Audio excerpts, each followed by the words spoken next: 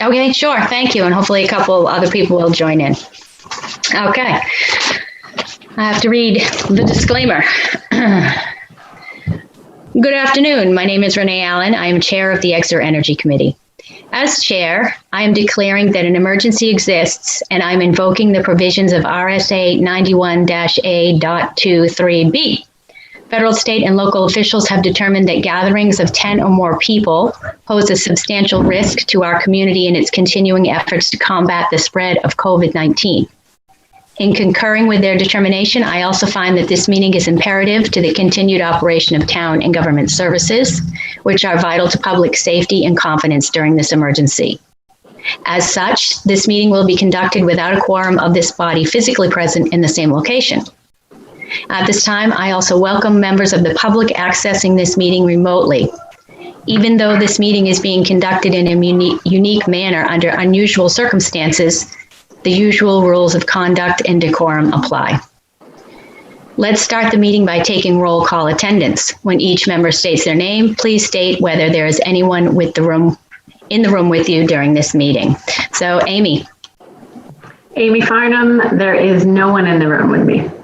Okay, Lou. Lou Hillroad, and there's no one in the room with me.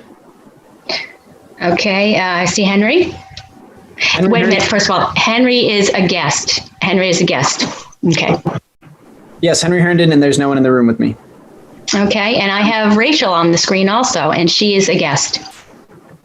Rachel Nadolny, and no one is in the room with me. Okay, thank you. I have heard from Cliff, who's going to come at the end of this meeting, and Robin, who is going to try to call in from where she is, and she may be able to catch the end of the meeting as well. So they may pop in. Okay, so I'm going to start with the agenda.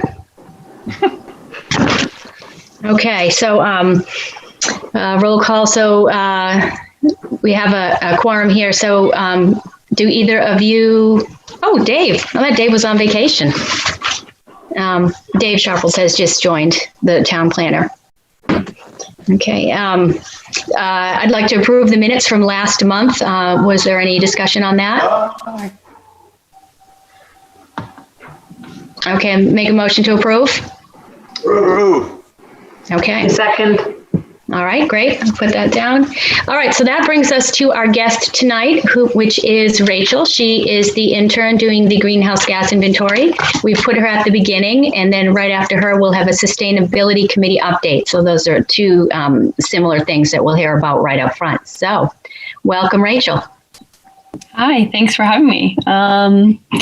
So I've been working on the municipal operations greenhouse gas inventory.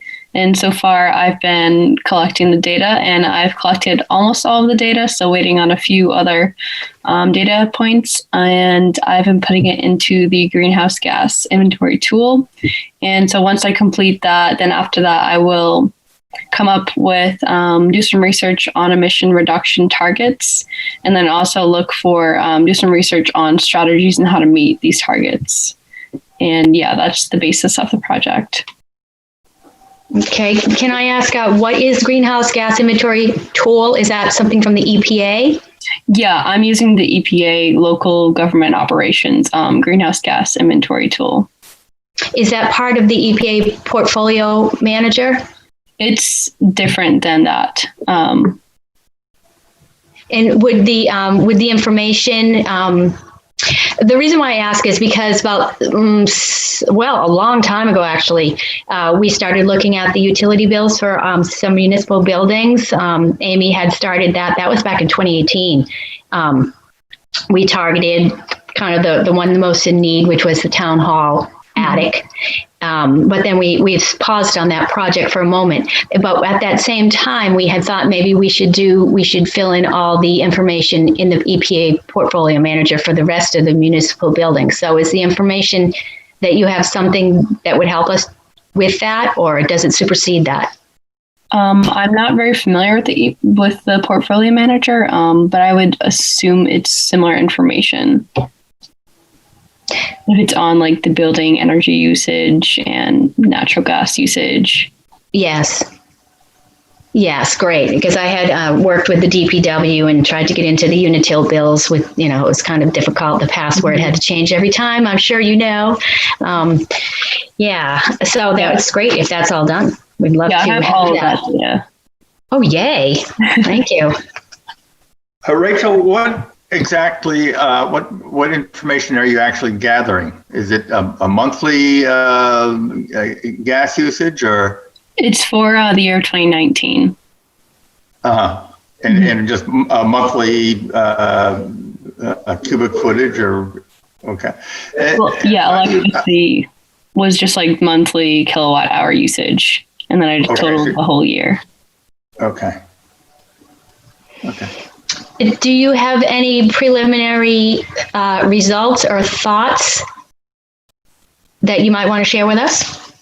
Sure. I haven't collected all of it yet, so I don't want to say exactly what the breakdown is, but something that was surprising to me, I guess, was the amount of emissions from the vehicle emissions, which is just like employee commuting, volunteer commuting, and also like municipal fleet vehicles like fire trucks, police vehicles, and other municipal fleet vehicles is a pretty large source of emissions so far. So that was surprising and something that we'll need to look into addressing. When you looked at that, I know that it was voted, the police were looking at an electric cruiser. I lost track of if they got it or not, or if it was paused because of the COVID. Was that in your report? I have not gotten to the report by yet, and I did not know that, so I will look into that. But I was just looking for 2019, so I don't think that would be included in the usage, but it definitely will be included in what Exeter is doing now, I guess, is what it would be included in. Yeah, that's right. When you say you were surprised by the usage, how are you comparing? Are you comparing that to other municipalities, or how is it larger than you would have expected? I guess is what I'm asking. For the fleet, for the vehicle combustion? Yeah, for the vehicle, yeah. I didn't expect it to be like as big of a proportion of just Exeter's total emissions. Oh, I see, okay. But towns vary. They have like different large sources, so it's pretty variable from town to town. Yeah. So Rachel, have you noticed that there's one building that just stands out as sort of leakier than the rest? Needs more attention than the others? I haven't noticed specifically, honestly. Yeah. We won't rush you. We know that you just started this, so we're just so excited to have this information, I think. Yeah, and you can once I'm done with it, it's pretty broken down in the inventories. You can go through and see which buildings every line is in there, so you can see which building how much it emits. Mm-hmm. That is wonderful.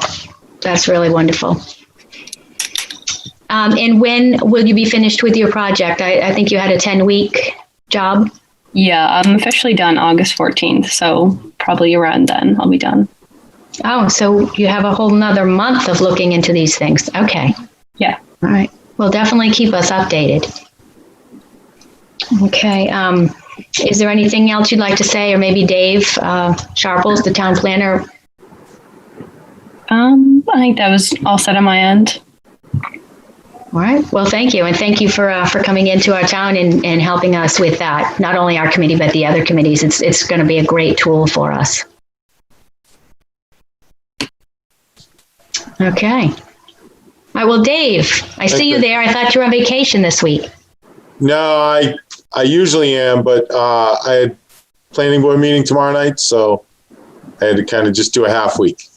Oh, okay. All right. Well, thank you for being here. So we're going to move on to the agenda.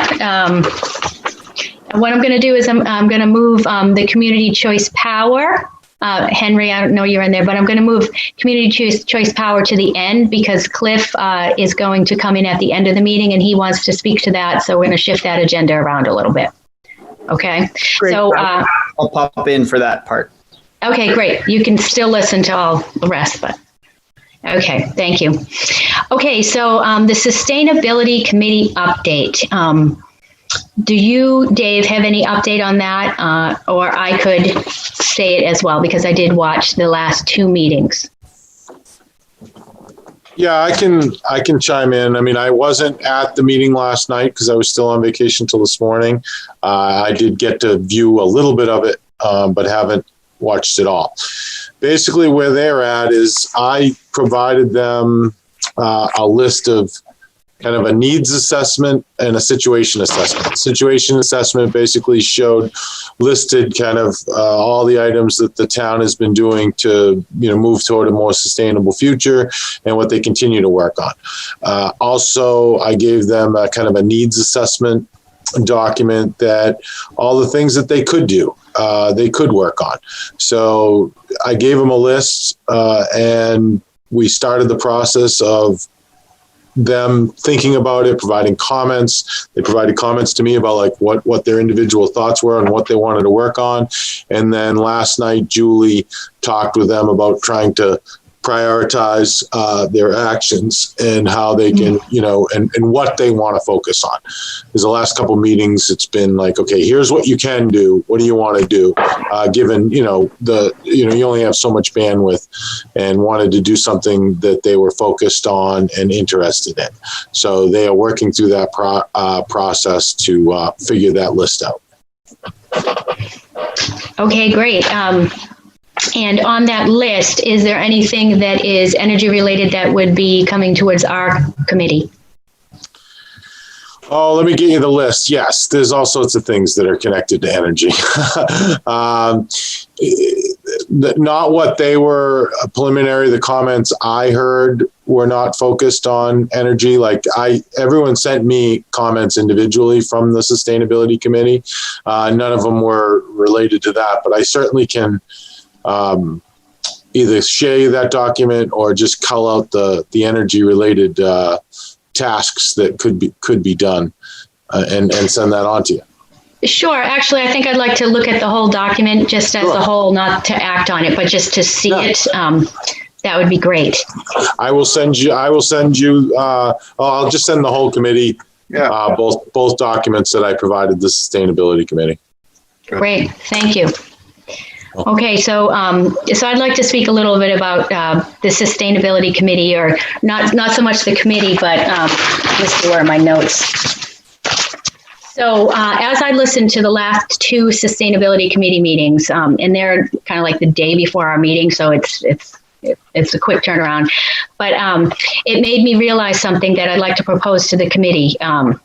So our Energy Committee was chartered, our charter was drawn up and voted on in November of 2017. And in looking at that charter again, in light of the new committees that have been formed since then, I think we may need to adjust items 2, 4, and 12. So I'm going to try to maybe form a small review committee with some members of the select board and see if we want to revamp our charter. In particular, like number 2 says, look at the town's recycling and, recycling program, which is more of a sustainability project. So since we were incepted in 2017, we did not meet until December of 2017, but the charter came out in November and had been discussed for several months before that. So since then, the Communications Committee has come into existence, the Facilities Committee has come into existence, and now the Sustainability Committee has come into existence. We had been working on things in kind of these 3 areas prior to that. So these projects are on pause.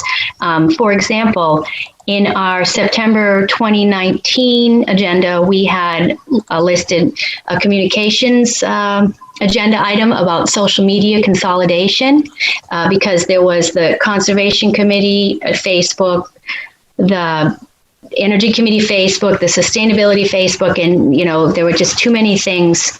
So I spoke with Nico about that, Russ. We spoke with Bob Glacki. I spoke with Lindsay Sonnet on the Communications Committee. And I think that's something that the Sustainability Committee has taken up as an agenda item, and they're actually forming kind of an ad hoc committee to look at the way communications go.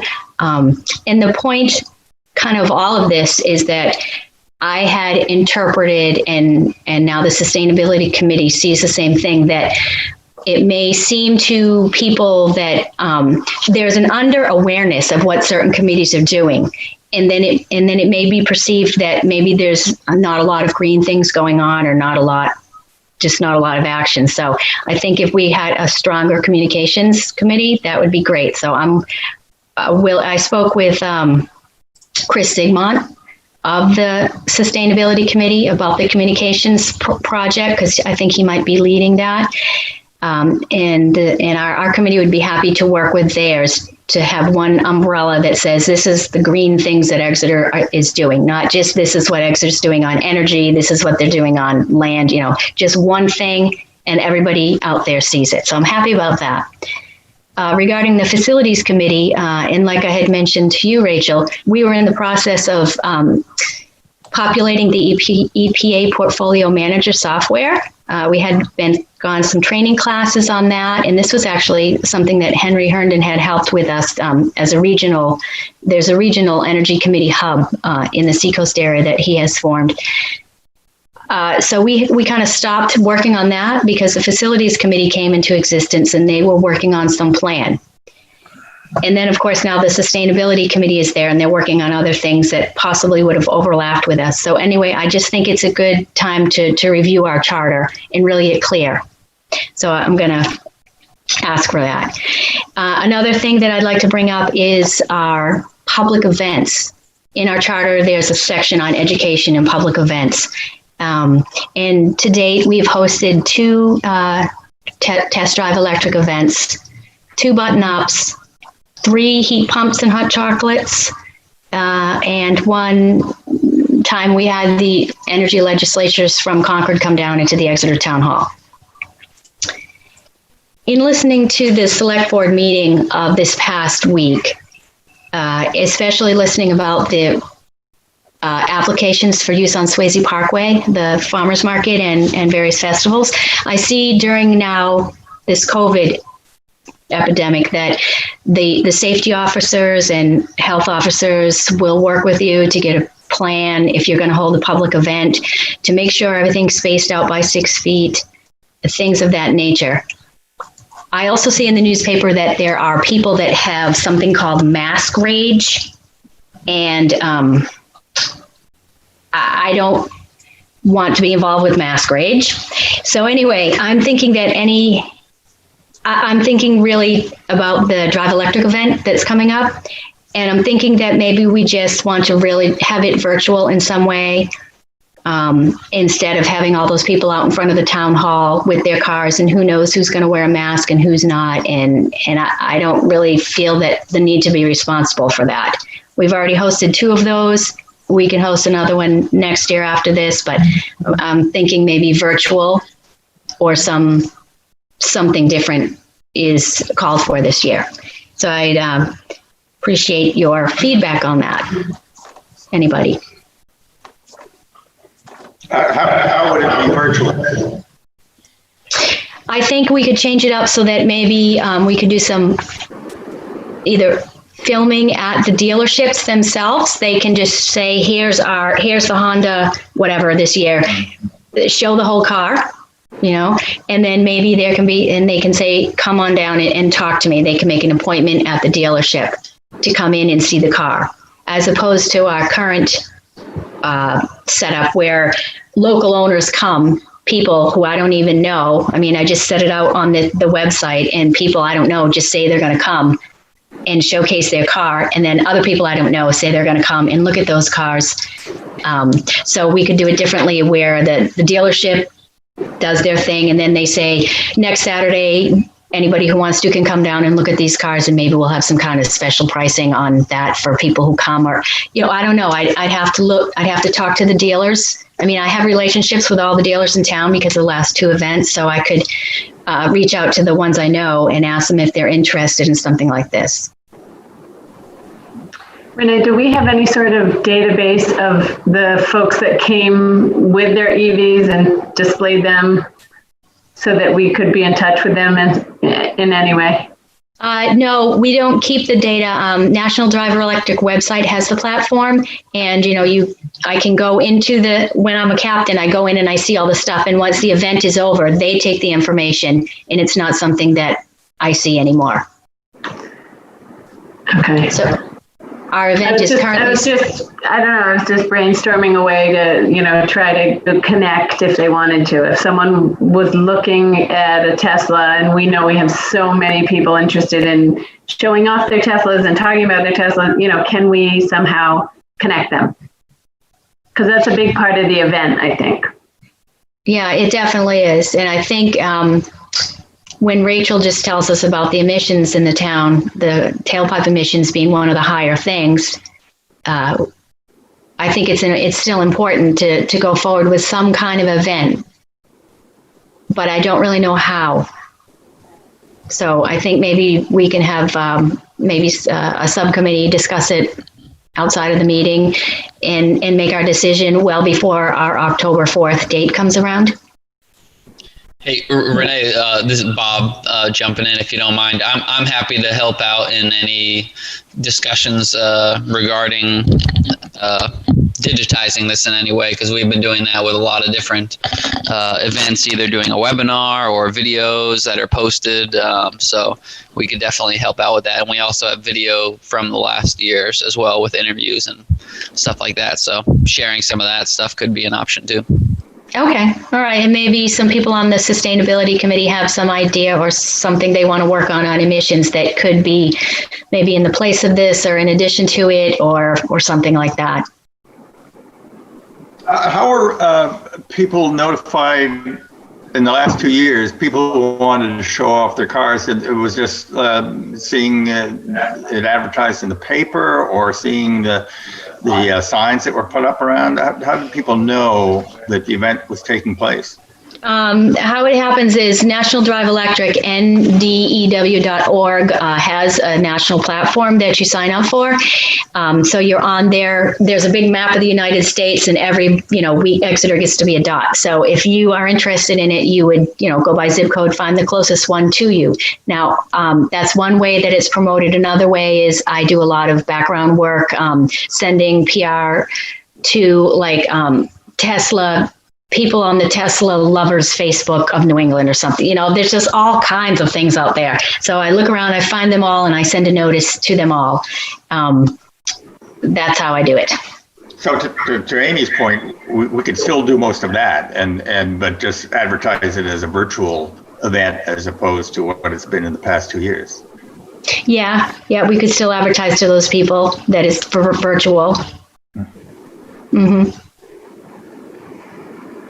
I like the idea. I think it definitely bears some thinking about to see what we could do.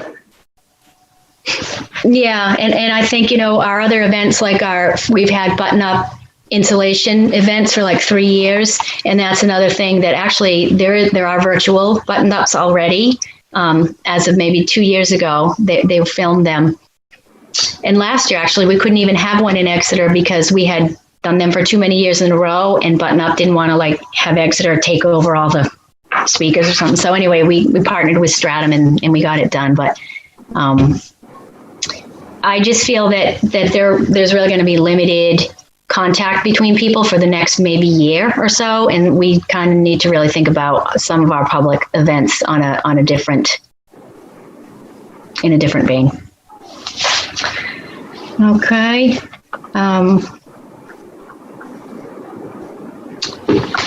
All right, so we'll move on to the next item in the agenda. If anybody has anything else to say on that? Do you want a motion to decide that we will move the electric car event to a virtual event? Do we need that, or no? I think what I'd like to do is have a bunch of us do some off meeting work, like an ad hoc committee, talk about it without a quorum, just a subcommittee. So I'd like to, two things, I'd like to have a subcommittee about virtual events, what we're going to do, especially about this electric car event, and then a subcommittee to decide if we need to ask the select board to revisit our charter in light of the new committees that have been created since in the past 3 years. So, I mean, if you want motions on that, but I don't really think you need a motion to form a subcommittee, do you? Let's pretend we do. Okay, somebody give a motion. I move to form a subcommittee to talk about the virtual EV event. Okay, Second. all right. And I move to form a subcommittee to talk about a charter revamp. Second. Okay.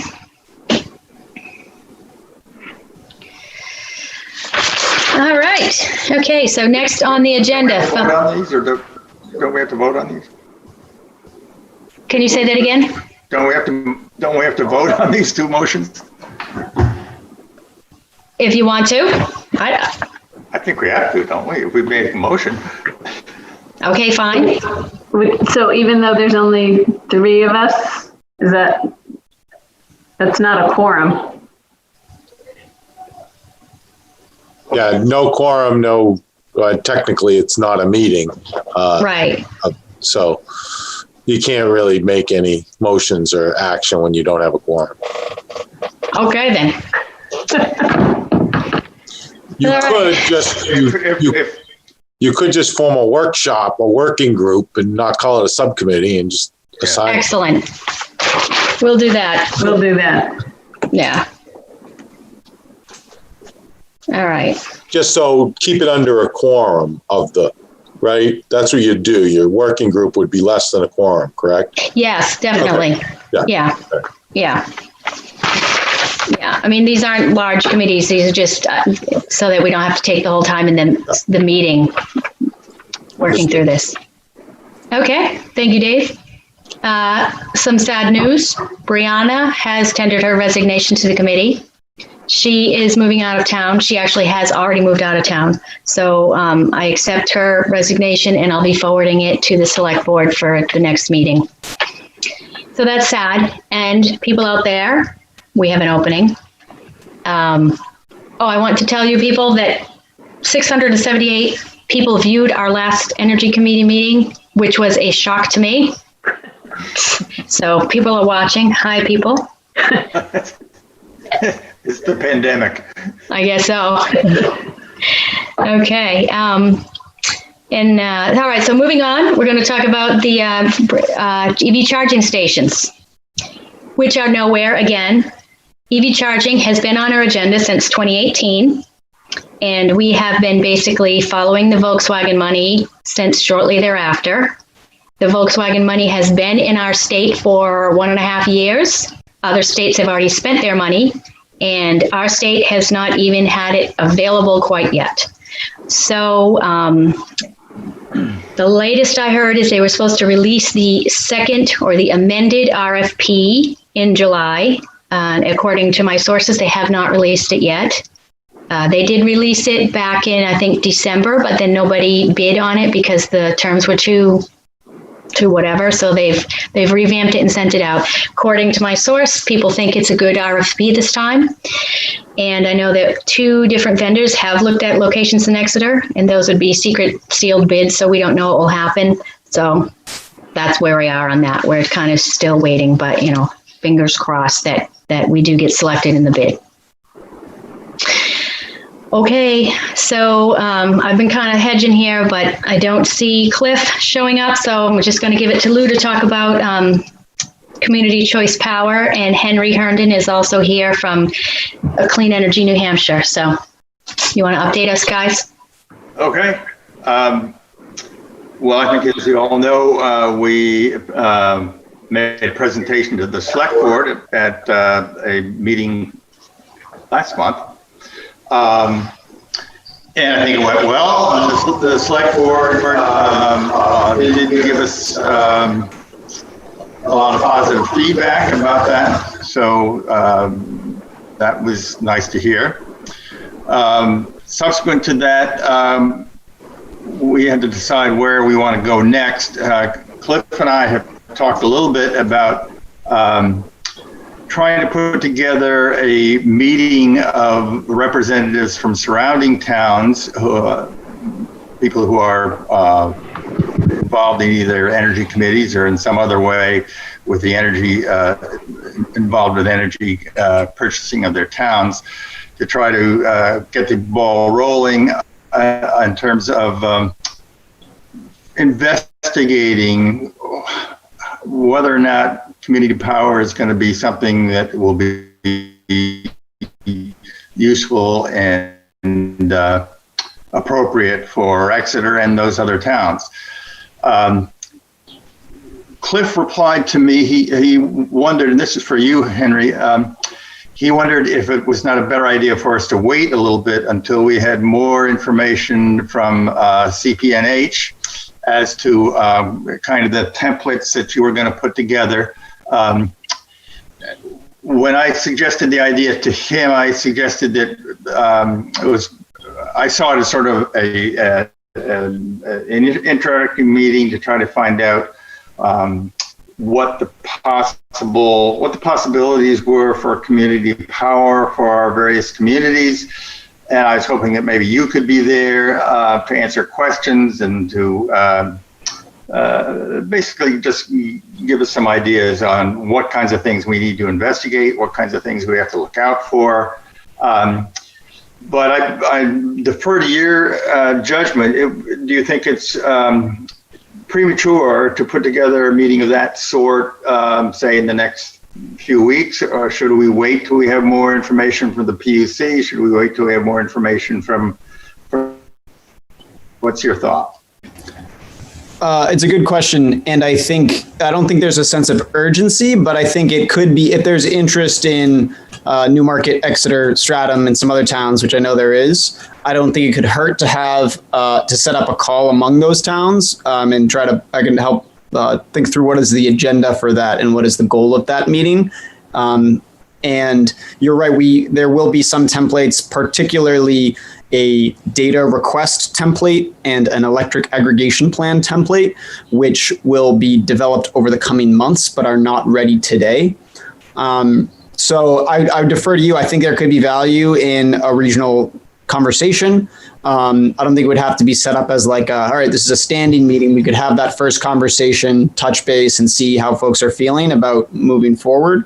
And I'd be interested in participating and thinking through in advance what is a good agenda to make that worthwhile for everyone's time. So I think it's a good idea. I don't think there's a sense of urgency, but sometime this summer it could be a good time to do that, I think. Yeah, I saw it as a meeting where the representatives from different towns could indicate what kind of outcomes they'd like to see from a community power program. And you being there could say, well, yes, you might look at this, or you might look at that, or this is a possibility, or that's a possibility, or you ought to be very careful about this or that. So it was really kind of I saw it as kind of a fact-finding meeting to kind of get us all together and see if there are common interests that make it logical that we have an aggregation. Yeah, I think that's aligned with what I would imagine would be useful. And I could also potentially loop in a colleague, Samuel Golding, who we've been working closely with, who is sort of a national expert, and he's got a lot of 10 years of experience in these issues in other states and in California. And he is interested in getting more connected with communities to directly share his experience, which I think is quite valuable. And we've been having some similar regional conversations in the Southwest with the Planning Commission and the county and a couple of the towns over in the southwest corner of the state. And he's been in some of those. So it could, as part of that fact finding, we could include him as well, potentially as another just, hey, we're here to answer your questions and provide clarification.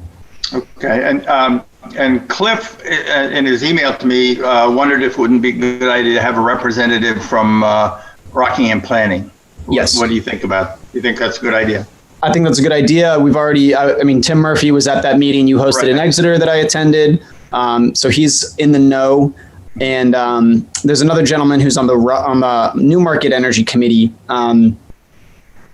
His name is Peter something. His name is escaping me, but he is on the Rockingham Planning Commission as well, not as staff, but as a commissioner.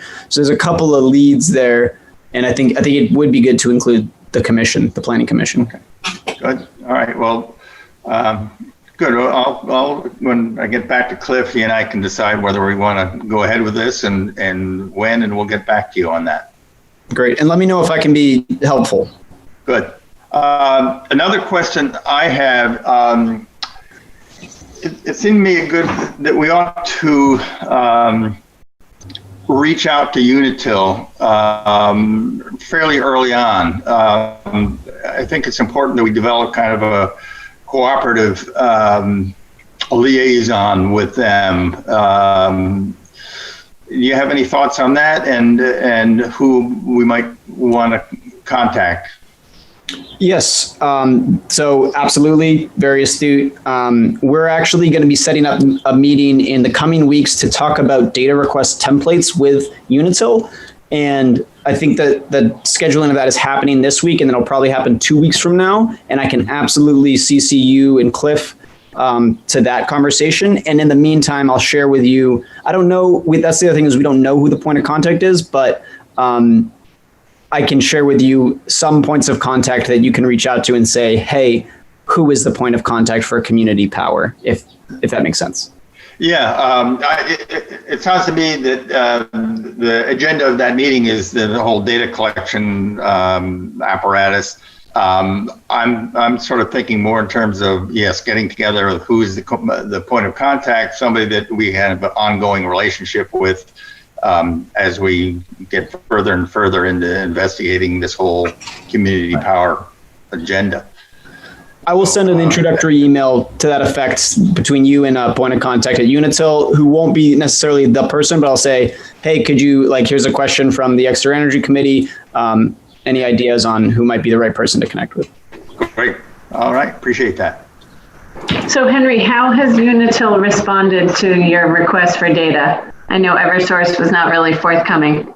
So we made some progress with Eversource. They were being reluctant, and they were sort of there was an article by Don Crease, the consumer advocate, about how they're being obstructionist, and we had a meeting and we basically walked that back, and we were like, listen, this is not appropriate, and we had a big win there. So Unitil is actually great. Unitil, their talking points are, we want to facilitate more distributed energy. We want to serve our customers. We understand the grid is evolving, and utility of the future kind of stuff. So I'm optimistic. I'm about the potential for Unitil in particular to partner with community power aggregations.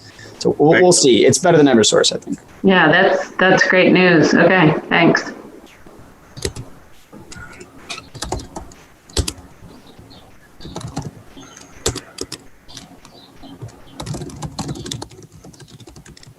I'm all set. Are you all set with that? Yeah, I was just. It sounds as if Henry is going to get us in touch with Unitil, and he'll get back to us on thoughts about a meeting, and I'll talk with Cliff, and we'll figure out where we want to go in terms of getting the towns together. Okay. Any other comment on community power? Okay. I'll work that up into our action items list, which I always put at the bottom, so everybody's reminded of what they said they were going to do. So we're down to the last bullet of our agenda, and it's called Other. Does anybody have anything in the Other section? I do. Oh, go ahead, Henry. I was just going to say, congratulations on your guys' energy committee, because the way I've been listening and the way you guys talk about communicating with the other committees and reorganizing and all the projects you're working on, I see a handful of energy committees and you guys are just doing a great job. So I want to let you know that. Oh, well, thank you, Henry. Thank you very much. Okay, well, I do have two things. One is about net metering, which did not pass recently, and I wrote a letter to Senator John Morgan on behalf of the Energy Committee saying we were disappointed about that. So hopefully in some future time, there'll be a better net metering situation in New Hampshire. And the other is actually directed to Dave. This kind of circles back around to what Rachel said. I had reserved, and I think, Dave, you had put it on your calendar to go to a June 5th event. This was kind of in the before times, held by the NHDES, Granite State Cities Clean Cities Coalition. Jessica Wilcox was having at the Lee Speedway Electric Cars for Municipalities Showcase. I know that sounds awesome, but I was going to go, and Dave was going to go, and I think that I haven't heard from Jessica on how they're virtualizing that or what they're doing, but I'm sure she's going to be following up on that, and that's something that Dave and I can work on towards Rachel's emissions statement. So I'll check into that. I'll put that as an action item for myself to find out what happened to that or what we can do about that. So we can have some information already in our pockets before we start with Rachel's report. Thank you. You're welcome. Okay, then. Well, I'm disappointed that Cliff didn't make it to speak, but we'll be back next month, everybody. Yes, same place, same time. Our next meetings are August 12th, September 9th, October 14th, November 11th, and December 9th this year. So please join us. And unless anybody has anything else to say, I think our meeting is